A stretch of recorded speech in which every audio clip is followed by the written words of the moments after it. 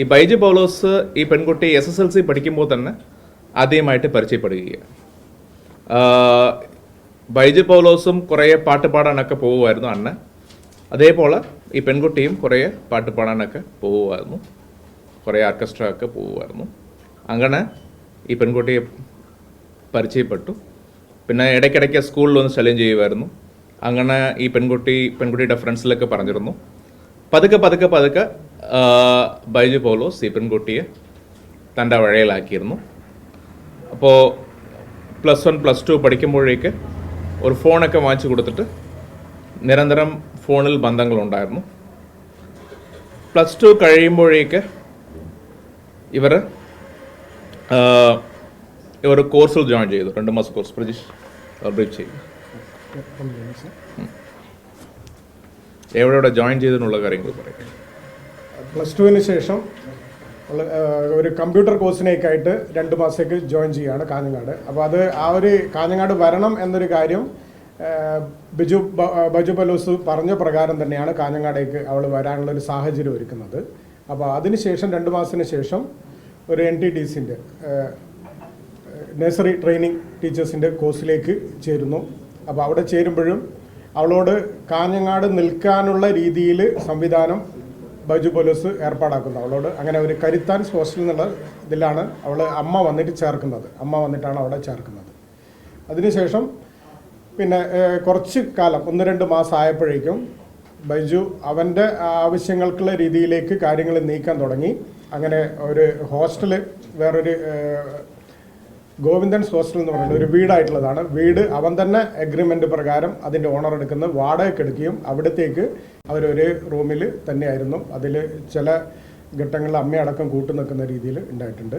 പിന്നീട് അതിനുശേഷം മറ്റൊരു ഹോസ്റ്റലിലേക്ക് മാറി മിക്കവാറും ഇവർ 2 പേരും മാത്രം ഉണ്ടാവുന്ന രീതിയിലേക്ക് വരികയും അവിടെയും നിർബാധം 376 പ്രകാരമുള്ള കുറ്റകൃത്യത്തിന് ഒരുക്കുകയും അതും പ്രായപൂർത്തിയാകുന്നതിന് മുന്നേ തന്നെയായിരുന്നു. ആ രീതിയിലാണ് നടക്കുന്നത്. പിന്നീട് 6/6/2010 ഈ ഒരു ക്രൂഷ്യലായിട്ടുള്ള ഈ കുറ്റകൃത്യം നടക്കുന്നത്.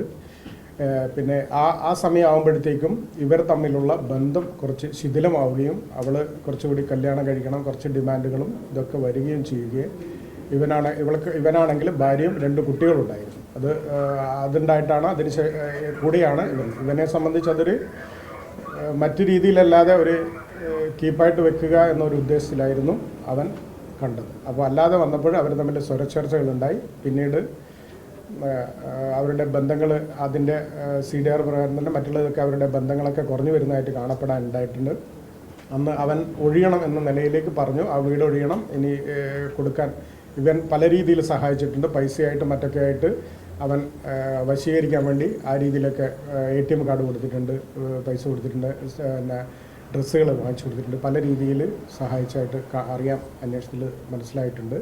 അപ്പോൾ അവിടുന്ന് മാറാൻ വേണ്ടി സമ്മർദ്ദം ചെലുത്തുകയും അപ്പോൾ അതിലൂടെ അവർ തമ്മിൽ ഐക്യം കുറയുകയും അങ്ങനെ താക്കോല് തരാം എന്ന് പറഞ്ഞിട്ട് 6-ാം തീയതി അവൻ അവിടത്തേക്ക് വരികയാണ്. വന്നതിന് ശേഷം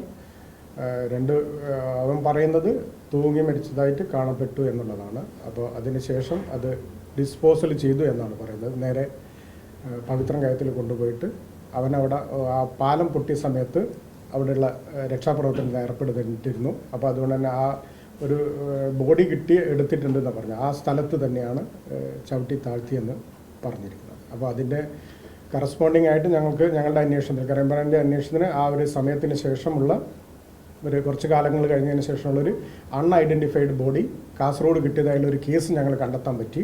ആ കേസുമായിട്ട് ബന്ധപ്പെട്ടപ്പോഴും നോക്കിയപ്പോഴേക്ക് അത് ഏകദേശം ഈ കേസിൽ കാണാതായിരിക്കുന്ന സ്ത്രീയുടെ സിമിലറായിട്ടുള്ള ഹൈറ്റും ഇതിൻ്റെ ഹൈറ്റും പിന്നെ പ്രായവും ഒക്കെ സമാനതകളുള്ളതായിരുന്നു.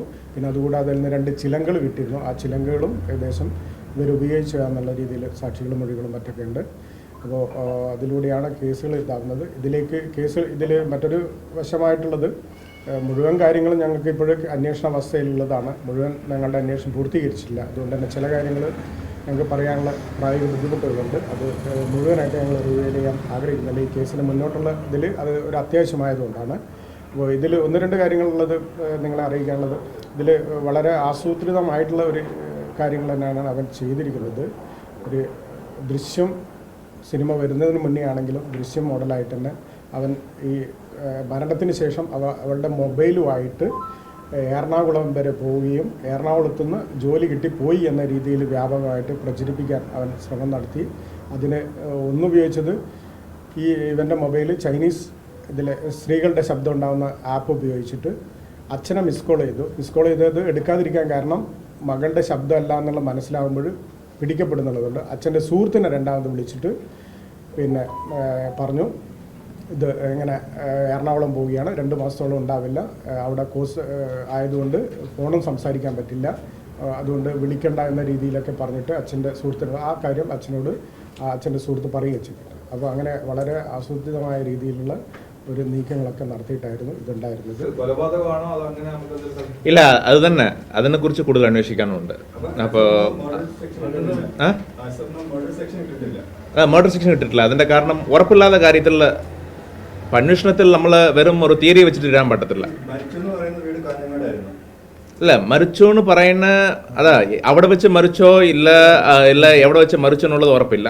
അപ്പോൾ അക്യൂസ് പറയണതാണ് അവിടെ വെച്ച് മരിച്ചെന്നുള്ളത്, ആ വീട്ടിൽ വെച്ച് മരിച്ചെന്നുള്ളത്. ബോഡി കടലിലാണ് കിട്ടുന്നത്. നമുക്ക് 2011 ഒരു സ്കെൽട്ടൺ കിട്ടുന്നത്. സ്കെൽട്ടണിൽ വെച്ചിട്ട് ഒരു അൺഐഡന്റിഫൈഡ് ഡെഡ് ബോഡിക്കുള്ള കേസ്, അൺനാച്ചുറൽ ഡെത്ത് കേസ് എടുത്തിട്ടുണ്ടായിരുന്നു 2011 ഓഗസ്റ്റ്. ഇയാൾ മാത്രമേ ഉള്ളൂ. ഞങ്ങൾ അന്വേഷണം തുടരുകയാണ്. അപ്പോൾ അതിൽ ഇപ്പോഴും പ്രതി അയാൾ മാത്രമേ അതിനുവേണ്ടി കൊടുത്തിരിക്കുകയാണ്. പവിത്രൻ കായൽ ഇപ്പൊ തൽക്കാലം ഈ ഒരു പ്രതിയേ ഉള്ളൂ. ഇനി ബാക്കി അന്വേഷണത്തിൽ ഇനി ആരെങ്കിലും ഉണ്ടോ എന്നുള്ളത് പിന്നെ നോക്കേണ്ടി വരും. പാണത്തൂര് പവിത്രൻ കായൽ